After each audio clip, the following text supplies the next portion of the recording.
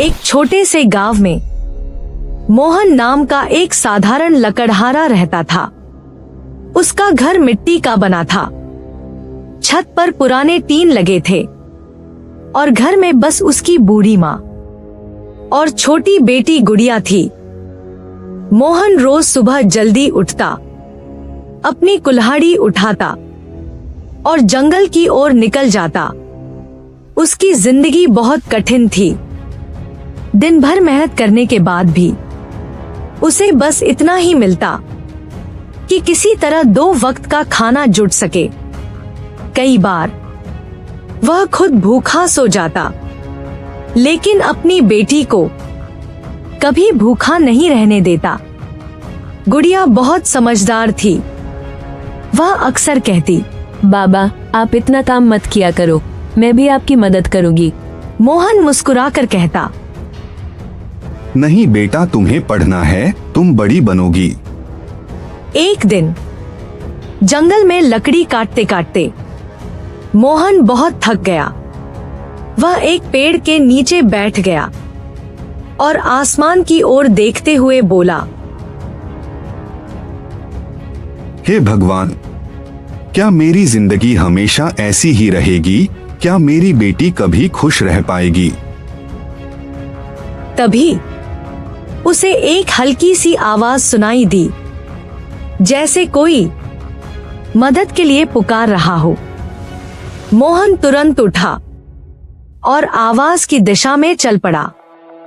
थोड़ी दूर जाने पर उसने देखा एक छोटा सा हिरन कांटों में बुरी तरह फंसा हुआ था। उसकी आंखों में डर साफ दिखाई दे रहा था। मोहन को उस पर बहुत दया आई। उसने धीरे धीरे कांटों को हटाया और बहुत सावधानी से हिरन को बाहर निकाल लिया। इस दौरान उसके हाथों में चोट भी आई, लेकिन उसने उसकी परवाह नहीं की। हिरन कुछ पल वहीं खड़ा रहा, जैसे वह धन्यवाद कह रहा हो, और फिर जंगल की गहराइयों में गायब हो गया। मोहन मुस्कुराया और बोला, दूसरों की मदद करना सबसे बड़ा सुख होता है। उस दिन मोहन थोड़ा देर से घर पहुंचा। गुड़िया दौड़कर आई और बोली, बाबा आप आज देर से घर आए, सब ठीक है ना? मोहन ने प्यार से कहा, हाँ बेटा, आज मैंने एक दोस्त की मदद की है।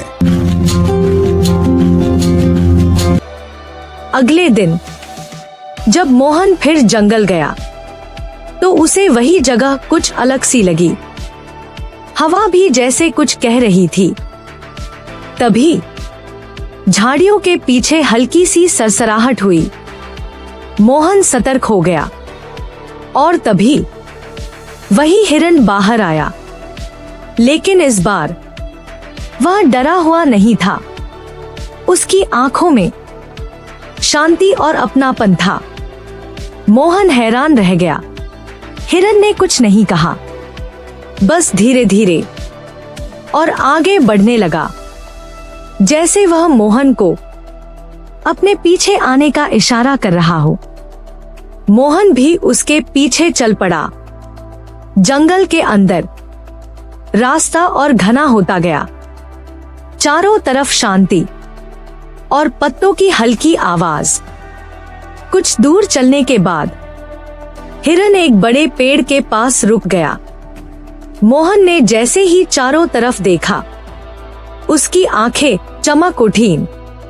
वहां ढेर सारी सूखी लकड़ियां पड़ी थी, साफ, मजबूत और जलाने के लिए बिल्कुल सही। इतनी लकड़ियां कि अब मोहन को कई दिनों तक जंगल आने की जरूरत ही नहीं थी। इसके बाद हिरण भी वहां से चला गया। वह समझ गया, ये भगवान की तरफ से मिला हुआ इनाम है। मोहन ने हाथ जोड़कर आसमान की ओर देखा। धन्यवाद भगवान, आपने मेरी सुन ली। उस दिन वह सारी लकड़ियां लेकर घर लौटा। घर पर बदलाव गुड़िया दौड़कर आई और बोली, बाबा आज तो आप बहुत खुश लग रहे हो। मोहन मुस्कुराया और बोला, हाँ बेटा, आज भगवान ने हमारी मदद की है। उस दिन के बाद मोहन की जिंदगी धीरे धीरे बदलने लगी। अब उसे रोज पूरे जंगल में भटकना नहीं पड़ता था।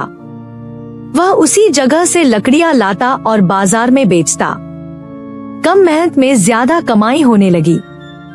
इंसान वही रहा, लेकिन मोहन बदला नहीं। अब भी वह उतना ही सीधा और ईमानदार था।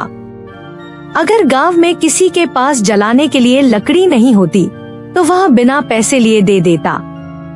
कोई बूढ़ा आदमी जंगल नहीं जा पाता तो मोहन खुद उसके लिए जंगल से लकड़ी ले आता। धीरे धीरे पूरे गांव में उसकी इज्जत बढ़ने लगी।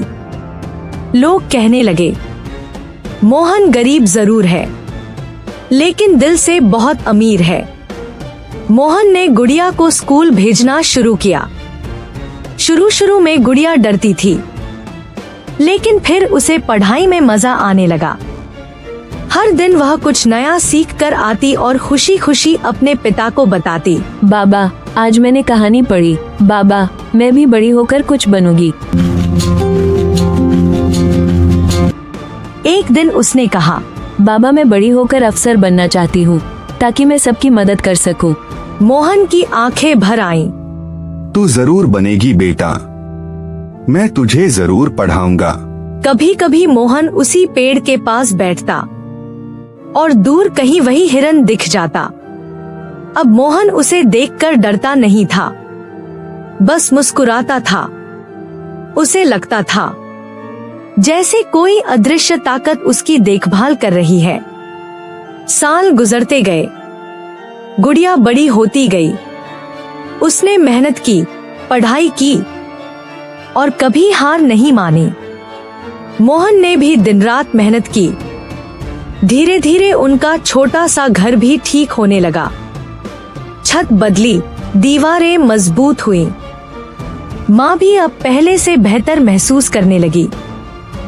एक दिन खबर आई, गुड़िया ने बड़ी परीक्षा पास कर ली।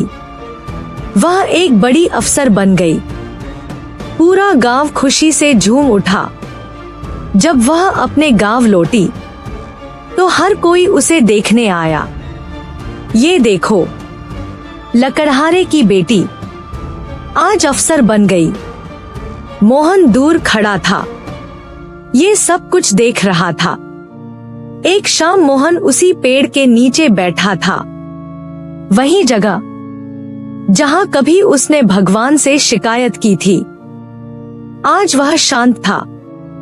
उसने आसमान की ओर देखा और कहा, भगवान, उस दिन मैं दुखी था, लेकिन आज मैं समझ गया, आपने मुझे सही रास्ता दिखाया।